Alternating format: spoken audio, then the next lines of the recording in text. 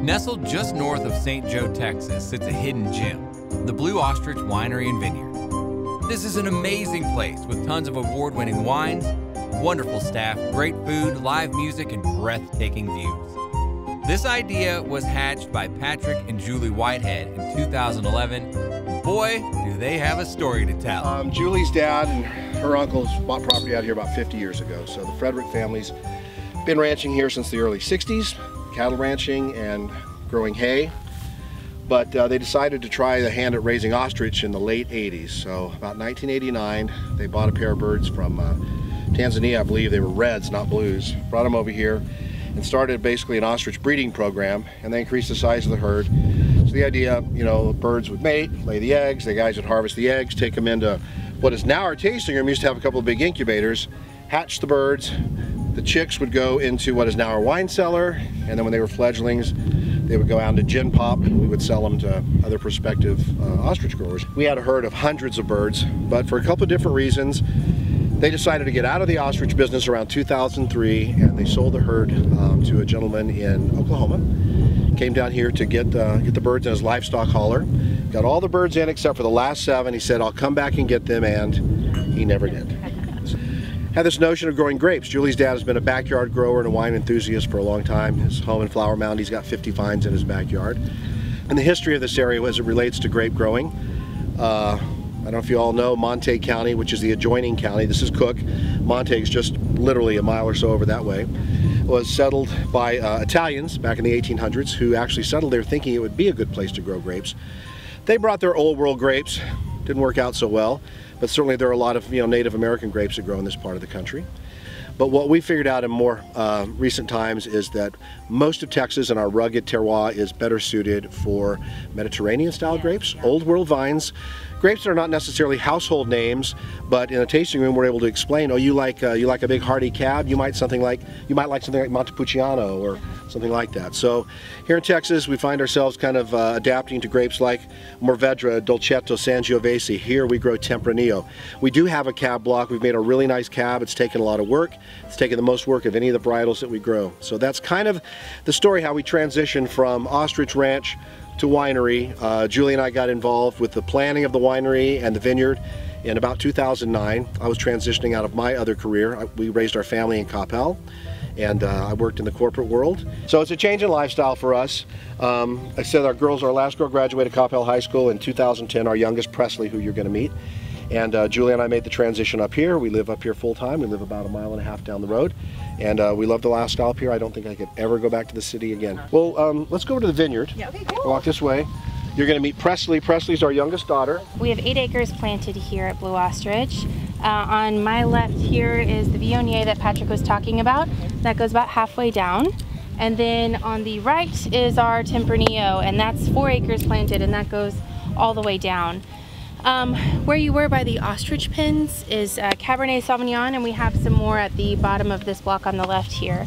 And then beyond, there's a white roof line over there. We have what we call a library block, and we have 200 vines of Merlot there, 25 vines of Petite Syrah, 25 Sangiovese, some Moscato Giallo. So we planted that in 2013, trying to figure out if we were to expand in the future, what else would grow well here. So we found out what we like and what we don't like. We're pulling out some of the whites we planted, and we'll be putting in some more Petite Syrah in the next couple of years is the plan. We were really fortunate in 2011 is when we planted our first block.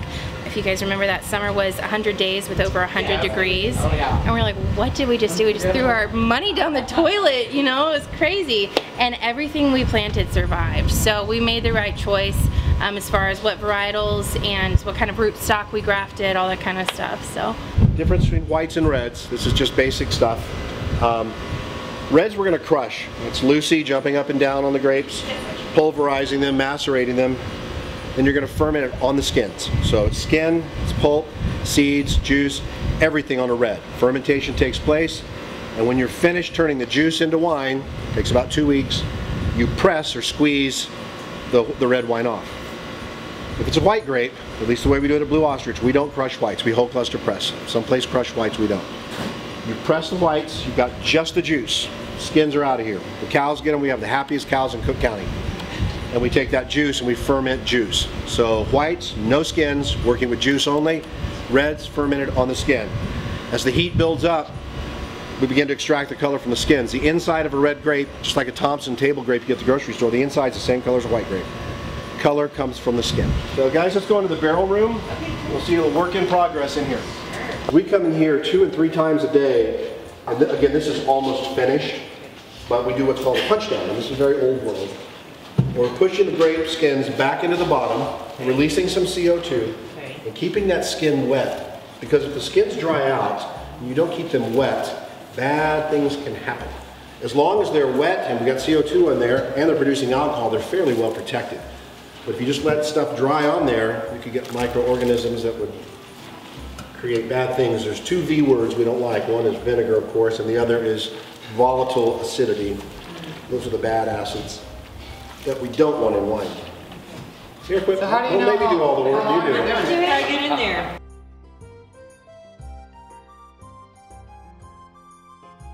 There's a big push for agritourism in this part of the state, and you know, it's not just wineries. Ancient Ovens, our neighbors up here, do a food experience on. Oh, cool! Yeah, they do that. We've got more and more boutiques and things. There's a couple of neat stores in St. Joe. Nokona's kind of claimed the title of classic car capital of Texas.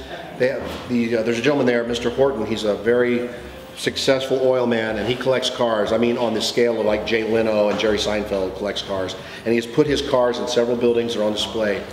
He's got like the world's personal largest collection of Corvettes and stuff like that. So there's fun things to do. We have a guest house across the street, and it sleeps 8 very comfortably. And a lot of people like to sit out on the porch and watch the sunset. When we first started about 6 years ago, when we first started 8 years ago, we had 6 barrels. That's what we started with, 6 oak barrels.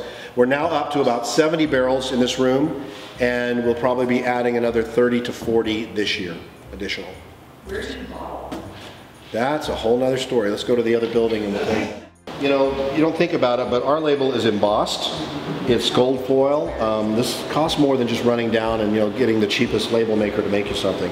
And we spend a lot on packaging. We buy quality bottles, nice punt in the bottom. We put a polylam capsule on the top, and we try and put a story on every label. So, when we first opened in 2011, and for probably the first 3 years, we did everything by hand. And so, we're going to bottle this Saturday. I'm going to pick up the phone, call all my good friends and relatives. What are you doing on Saturday? And say we're going to bottle. And so y'all come to help me. We get started about 8:30 in the morning. We get the whole thing set up in this room. Start with you. You're going to pull the bottle out of the box. You're going to sparge it with either gas or water, whatever we're doing. Hand it to you. You're going to put it in the filler. It's going to fill it up. Hand it to you. You're going to reach over here, put a cork in it with our corker. Hand it to you. You're going to spin a capsule on the top.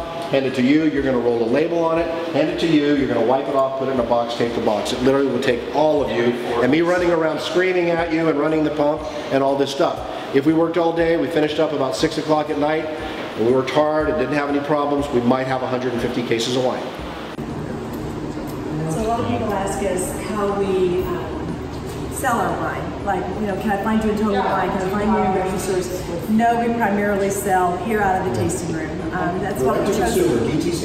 That's what we chose to do. We will sell to some of the local places that have asked, but we don't have anybody. It's the 3 of us, and then our part-time staff, which are wonderful people. But during the week when you're here, it's us, and we would have to drive it out there. So Fisher's Meat Market, I don't know, have y'all been there yet in Munster? Yeah, you gotta go by there before you leave. Good. Yes, gotta go. But they'll sell our wine, but people will ask us. So we'll go, I think as far, we go to Denton, and then Bishop Arts Winery asked to sell our wine. So we're at Bishop Arts as well. We do our wine club 3 times a year because we ship and you can come pick it up. So February, May, and October, those are the safest months to ship wine. You can choose whether you want 2 bottles or 4 bottles in your wine club. Do you want dry, sweet, or a mix of dry and sweet in your club? So you give us those parameters, we choose the wine. Agritourism, and is it expanding up here? And the question is absolutely.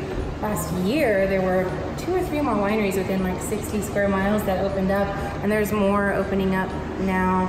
There's an organization that just started called North Texas Wine Country. I recommend you guys look up their website, but they're mapping all of the wineries and vineyards from like Fort Worth up, all the way over to Wichita Falls, all the way past Sherman, so that whole area.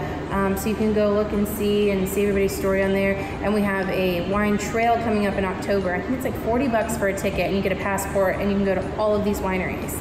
Well, there you have it. As the expansion of North Texas continues, so will the need for great wines. Luckily, we have a place like Blue Ostrich to quench that thirst. When you get a chance, make that short hour and 15-minute drive up to St. Joe and go check this place out. It is definitely noteworthy. Oh, and did I mention they have food too? What'd you get? Meatball sub. I knew it.